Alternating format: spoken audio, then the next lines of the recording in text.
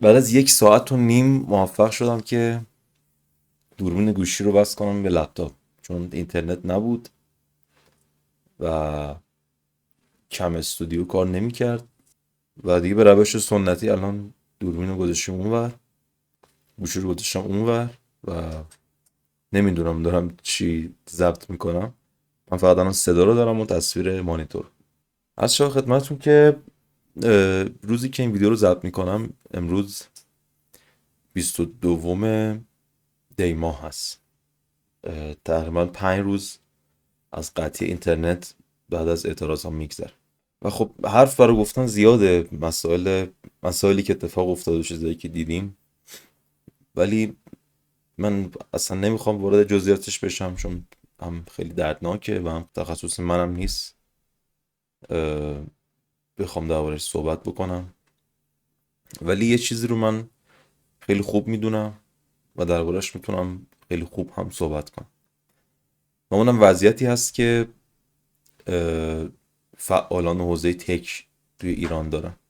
یک اتفاقی که خیلی باب شده و انجام میدن اینه که در هر شرایطی، چه جنگ خارجی باشه، چه حمله خارجی باشه، چه اتفاقات داخلی باشه، در هر صورت یک دکمه وجود داره واسه قطع اینترنت که میزنن و اینترنت رو قطع میکنن. و میخوام بگم توی این 10 سال اخیر ما اتفاق بدی نبوده که برامون نیفته.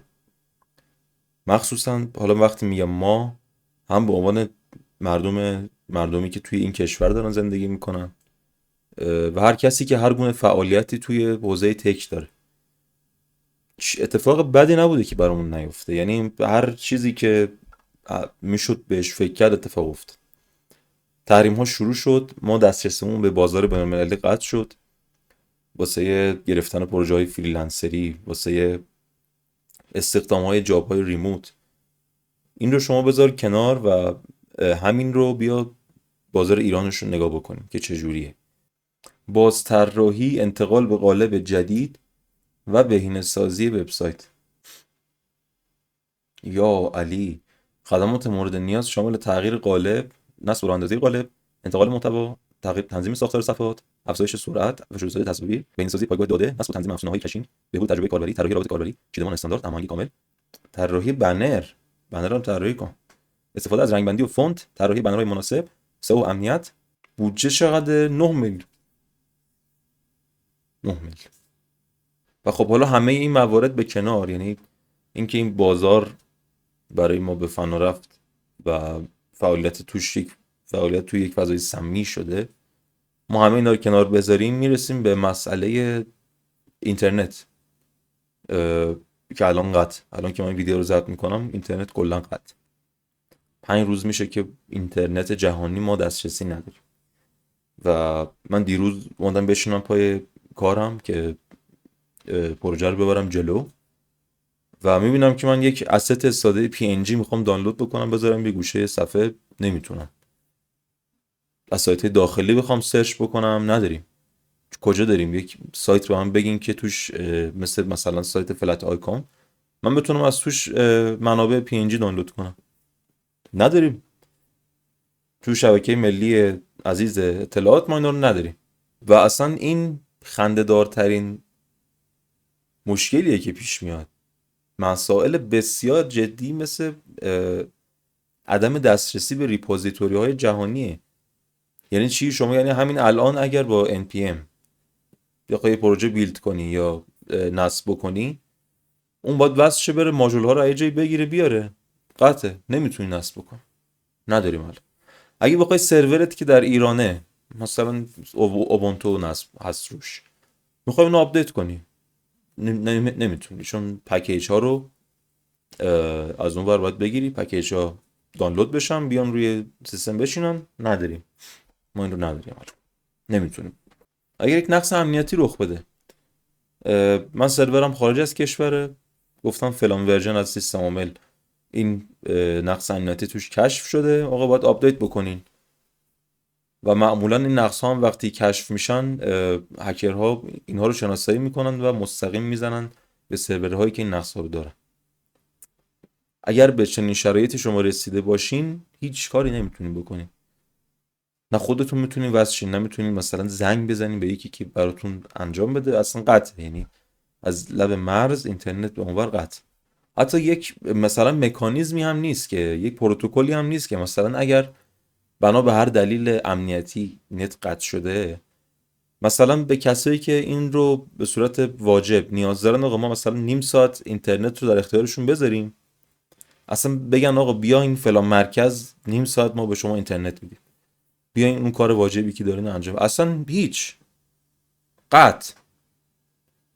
تا دیروز هم که OTP ها قطع بودن، یعنی کد ورود یک دو مرحله‌ای و در واقع رمز یک بار مصرف اصلا واسه کاربر نمی اومد. و حالا جدای از این که همه این شرایط برقراره، اصلا تحریم ها باعث میشه که ما به یه سری منابع اوپن سورس دسترسی نداشته باشیم. شما همین الان مثلا بخوای یک پروژه اندروید رو بیلد بکنی با استفاده از گریدل، نمیتونی، چون که ریپوزیتوری ها بستن و گوگل اون منابعی که مربوط به گریدل و پکیج های مربوط هست رو اصلا به ما نمیده، چون در ایرانی. از DNS استفاده بکنی خیلی تک و توک میتونی وصل.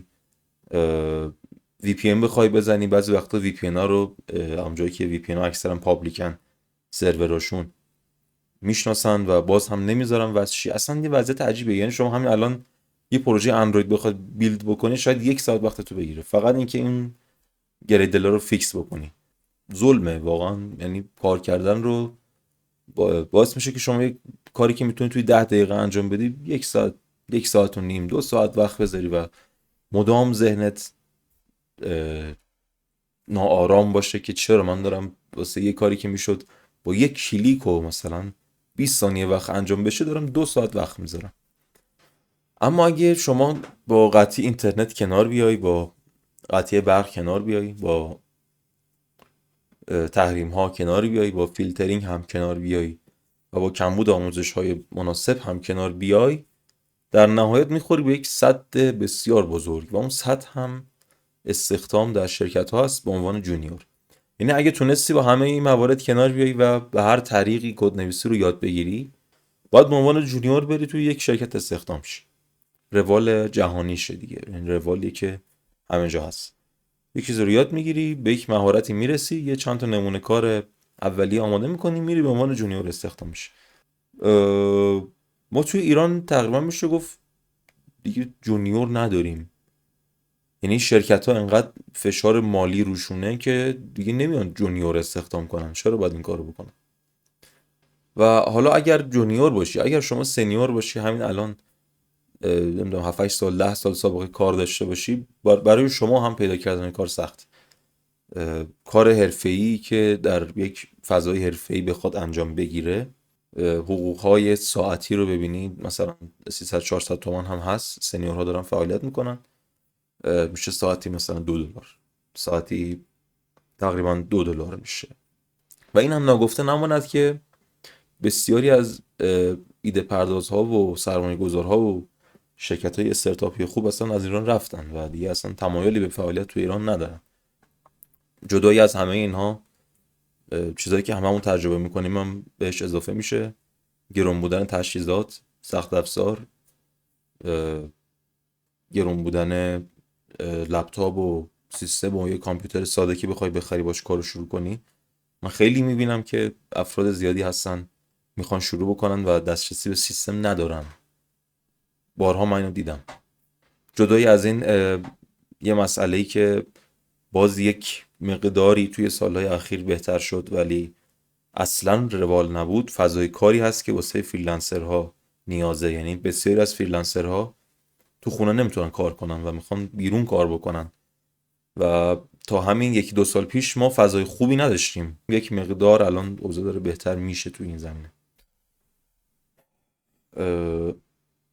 ما خیلی بیشتر از اون حدی که نرم جهانی هست زحمت کشیدیم. ما به خیلی از چیزا دسترسی نداشتیم ولی ما در شرایطی قرار داده شدیم که تصمیماتش رو ما نگرفتیم اصلا. و کسایی که تو ایران کارو شروع کردن و یاد گرفتن و در واقع پیشرفت کردن رفتن جلو، واقعا چند برابر افراد خارج از کشور دارن این کارو میکنن. کسایی که نه تحریم ها رو دارن، نه فیلترینگ های انقدر شدید رو دارن، نه تورم اینجوری دارن و ماها واقعا تو شرایط سختی به اینجا رسیدیم و واقعا دیگه سختترش نکنیم. یعنی واقعا یک درد روحیه واسه کسایی که کارشون در واقع بنا شده روی ارتباطات، کارشون بنا شده روی این سخت افزارها و این زیرساختها. اینا رو خراب نکنیم، یعنی راهی بذاریم.